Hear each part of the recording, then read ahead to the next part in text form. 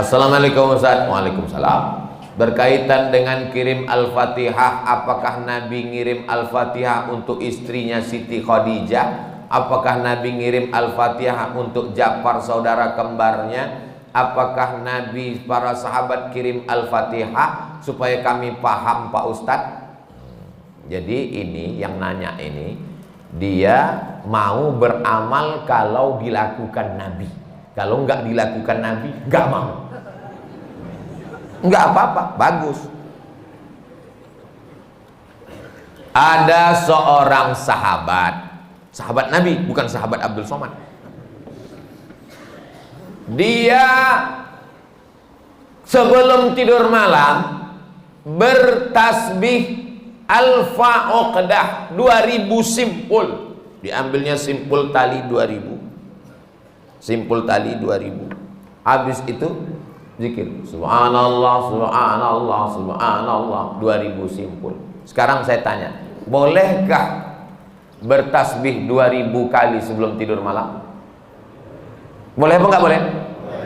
Sekarang balik pertanyaan ini, pernahkah Nabi melakukannya? Enggak pernah. Kalau enggak pernah dilakukan Nabi, apakah boleh dilakukan? Tadi katanya yang boleh, sekarang enggak boleh. Ternyata kalau ngomong sama orang belum sarapan susah ya.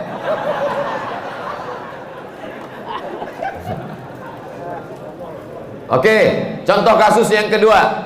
Ada seorang imam mazhab. Tadi yang bertasbih 2000 kali sebelum tidur itu sahabat Nabi, namanya Abu Hurairah. Sahabat Nabi. Di mana bisa dibaca biografinya? Dalam kitab Syiar A'lam An-Nubala. Siapa yang nulis? Imam Az-Zahabi, Imam Ahlus Sunnah wal Jamaah. Contoh yang kedua. Da'autu lisyafi'i fi salati arba'ina sanah. Saya mendoakan guru saya Imam Syafi'i fi salati, dalam salat saya arba'ina sanah, 40 tahun. Rabbi firli wali walidayya wali Muhammad bin Idris Asy-Syafi'i. Bolehkah mendoakan Imam Syafi'i 40 tahun? Boleh. Sekarang pakai logika ini. Pernahkah dilakukan Nabi? Nggak pernah. Kalau nggak pernah dilakukan Nabi berarti nggak boleh. Ini pertanyaan tingkat tinggi. Apakah mesti disyaratkan, mesti dilakukan Nabi dan sahabat? Puasa Nabi Daud, pernahkah Nabi melaksanakan puasa Nabi Daud secara berterusan? Yasumu yauman wa yuftiru yauman? Enggak pernah, tapi Nabi memujinya. Apa kata Nabi? Ahabbu shaum ilallah shaumi Daud. Puasa yang paling bagus adalah puasa Nabi Daud. Nabi tak pernah melakukannya. Jadi sunnah ada 3. Yang pertama sunnah fi'liyah, Nabi melakukannya. Yang kedua sunnah qauliyah, Nabi mengucapkannya tapi Nabi tak melakukannya. Ada jenis yang ketiga, sunnah takririyah, Nabi tidak melakukannya, Nabi tidak mengucapkannya, dilakukan orang lain, disetujui Nabi. Mana contohnya?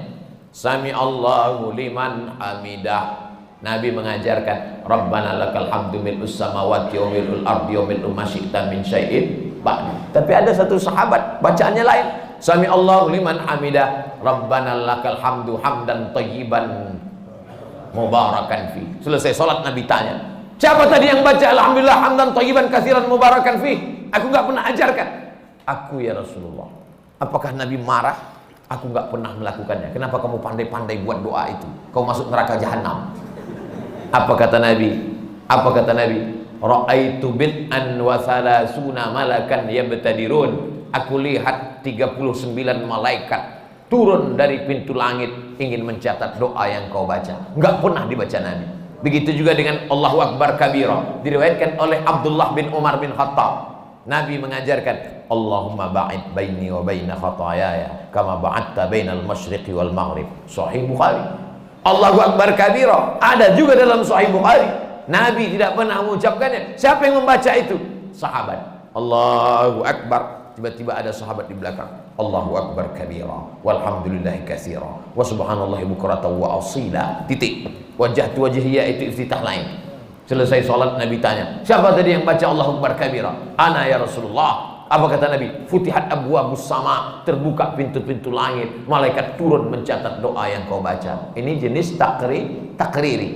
Makanya perbuatan kalau tidak dilakukan Nabi adalah bid'ah.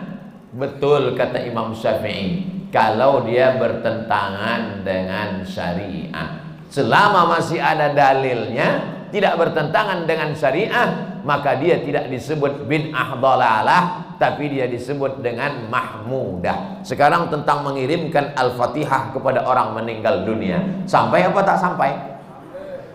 Siapa bilang sampai? Memangnya yang udah meninggal tuh pernah ngasih tahu? Alhamdulillah titipannya udah sampai, makasih ya. Imam Ibnu Taimiyah punya murid namanya Imam Ibnul Qayyim Al-Jauziyah. Punya kitab namanya Kitab Ar-Ruh. Sudah diterjemahkan ke bahasa Indonesia 3 huruf, R-O-H, roh. Di situ diceritakan Imam Ahmad bin Ambal lewat di suatu makam. Ada orang baca Quran. Kata dia, berhenti, jangan kau baca. Lalu disebutkanlah sanad-sanadnya bahwa membaca Quran itu untuk orang meninggal dunia tidak terlarang. Tentang kitab roh ini tidak diragukan, karena ada seorang dapat gelar doktor gara-gara meneliti kitab roh, namanya Dr. Bassam dari Kuwait.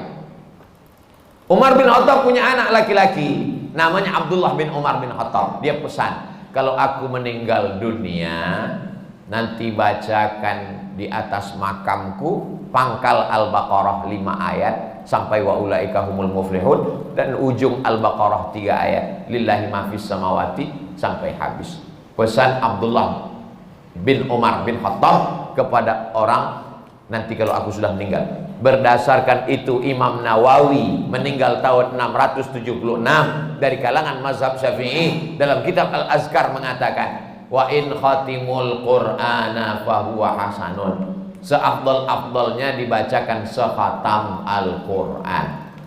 Kalau tidak sanggup sekhatam Al-Qur'an, likulli syai'in qalbun, segala sesuatu punya hati, wa qalbul Qur'an Yasin, hatinya Al-Qur'an adalah Yasin. Enggak sanggup juga Ummul Quran Al-Fatihah.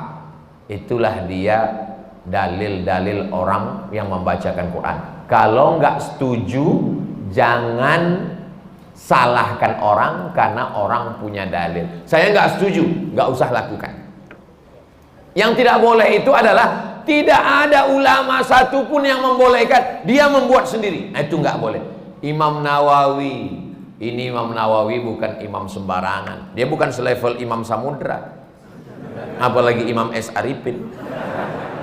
Imam Nawawi, kalau kita baca kitab pertama Sahih Bukhari, di bawah Sahih Bukhari Sahih Muslim. Imam Muslim muridnya Imam Bukhari. Kalau kita baca Sahih Muslim kita nggak paham, kita mesti baca kitab Al-Minhaj Syarah Sahih Muslim Ibn Al-Hajjaj Imam Nawawi. Imam Nawawi itu dalam kitab fikih, kitab besar Al-Majmu' Syarah Muhazzab, Raudatul Talibin wa Umdatul Muftin. Saya ngajar hadis arba'in, hadis paling sedikit kecil arba'in, Imam Nawawi. Hatam arba'in naik kitab Riyadus Shalihin, Imam Nawawi. Hatam Riyadus Shalihin naik lagi kitab Al-Azkar, Imam Nawawi. Membaca kitab Mustalah Hadis yang disyarah oleh Imam Suyuti, Tadribur Rawi, Syarah Takrib Nawawi. Imam besar. Apa kata Imam Nawawi? Mengomentari hadis tentang pelepah korma. Nabi membelah pelepah korma, ditusukkannya ke makam. Apa kata Nabi? Kalau tasbih pelepah korma saja sampai, apalagi bacaan Quran orang beriman. Nah, jadi pertanyaan ini memang simple, tapi ini ingin menggali dan menguji isi kepala Abdul Somad. Enggak apa-apa. Kalau nggak setuju, nggak usah lakukan, tapi jangan salahkan, karena nanti takutnya di akhirat ketemu dengan Imam Nawawi malu.